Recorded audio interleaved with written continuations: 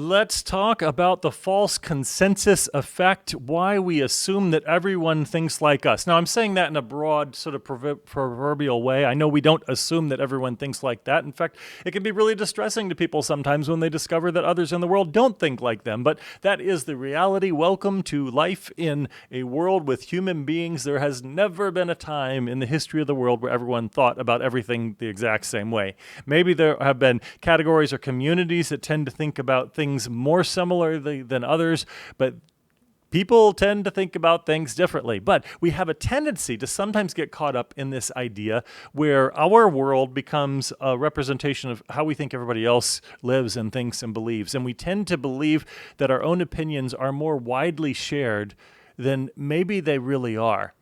And there are some downsides to that because we sometimes then can get ourselves caught in this bubble where we only affiliate with people who affirm that idea.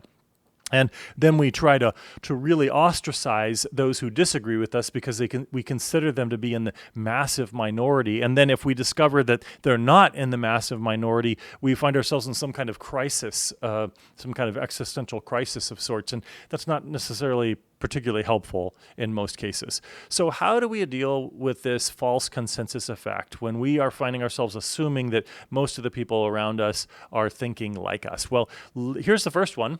Watch your language. So when you find yourself starting to use this phrase, well, most people think this way, pause. Those phrases often signal a kind of bias. They don't necessarily signal reality. How do you know that most people think that way? Maybe it's most people that you hang around with. Maybe it's most people's comments that you pay attention to. But that could be actually a very small fraction of the larger population. And so beware of that most people think statement. And I'd encourage you to consider just using that with real caution or maybe even leaving it out. And because most of the time we don't know what most people think.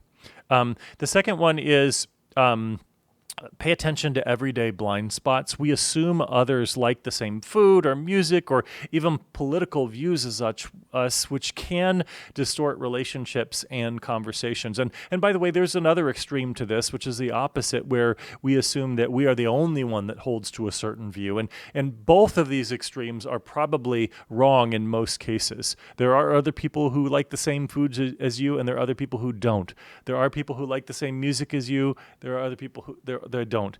And it becomes really helpful because while there are certain like moral teachings and truth claims that have real consequences and significance, a lot of times we can become overly critical and judgmental of other people because they don't like the same music style as us or the same food. And then that can extend into other areas. When we get into these really big, actual serious issues, we find ourselves incapable of really tolerating people who hold to different views. Now, it doesn't mean that you can't advocate and argue vigorously for your position, for what you believe to be true and good and right and just and pure and lovely and noble and admirable. That's a good thing to seek after those things and to defend them. It's also good to be open to the fact that you have something to learn and recognize that people do hold to different views. The third one is get some real data. So instead of just assuming that everybody thinks about the same thing as you, look at the data, look at some of the polls, and not just the first one that affirms or disaffirms what you say. Allow yourself to look at multiple sources and explore it over time and try to find the actual numbers. And even when you find the initial numbers, realize that's just round one, and there could be a lot more for you to begin to explore. A lot more for you to learn about what other people do or don't think. You could even look at how the questions and polls are framed, and sometimes the questions are framed in such a way to sort of represent one bias over another. So we have to be a bit critical, have some scrutiny with this. The fourth one is to invite contradiction. Build a habit of seeking out people who disagree with you.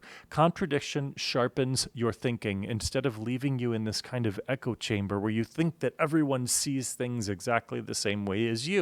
So invite that kind of contradiction. Practice the virtue of listening and learning from other people, even when you disagree with them. I remember years ago, I went on this kind of journey. I wanted to learn what it was like to really love and care for and invest in the lives of people with whom I disagree on very significant matters. What does it look like to do that? I actually believe that the American experiment, for example, is incredibly dependent upon whether or not people are committed to such a quest of learning to live, love, and learn across difference while being very strongly committed to their core convictions and beliefs and values and advocating for them. Those can actually, there's a tension that can happen with them, but you can still live, love, and learn across difference. And you can, if you can't love and care about someone whose fundamental beliefs and values and behaviors you disagree with, I'm not sure that you're capable, or we're capable of loving anyone. Because I don't know if I even agree with myself on every matter. And I don't know if I agree with all my family members or my friends or my colleagues or, some of the people closest to me in my life. We have disagreements, and not just on small matters sometimes. And there's a real virtue, I believe, in recognizing that there's a difference between advocating for what you believe to be good and true and right and moral, and simply sort of ostracizing someone because they hold to a different view. So spend some time getting to know and learning from people who look at the situation different from you. And I'm not actually making this about a big political statement. We're talking largely about truth seeking and gameplay and treasure hunting and other things like that. This is true when you're trying to solve a clue in a treasure hunt, of listening to the alternate explanations and interpretations of that treasure hunt and trying to figure out, why do they look at it so differently than myself? I've actually found this in the John Collins Black, There's Treasure Inside. I've gone through the book a number of times, and I have my own potential solves on some of them, and I've had other people really challenge me, or they see things in a different way, and it has helped me refine my thinking, but only when I've allowed myself to be open to realizing that there's another way to look at this, and that the evidence isn't quite as clear as I thought it was in the first place. People can get really entrenched in their first notion or idea, and actually I have a whole different video on some of those cognitive biases as well. So there you go. Invite contradiction so that you can learn from it, challenge you to stay out of your own echo chamber a little bit. And the fifth one is, once more, this is why I'm a big advocate of games and play. Practice this in play. Games and puzzles show how differently people think about the same challenge. Use these more structured, simple game environments to train yourself to expect and to value the fact that people go about trying to solve problems differently. Now, keep in mind that I'm actually I'm an advocate. I believe there's some things that are true for all people, all places, all times. I believe in absolute moral truths and other things like that. I'm not someone who believes in relativity. And I simultaneously argue that it is a virtue to listen and learn from different perspectives. Doesn't mean that I have to agree with or celebrate or endorse or condone or anything like that.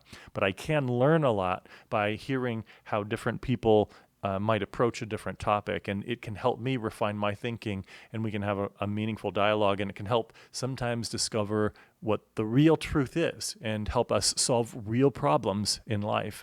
And also to discover those real treasures for those of us who are intrigued with gameplay and treasure hunting.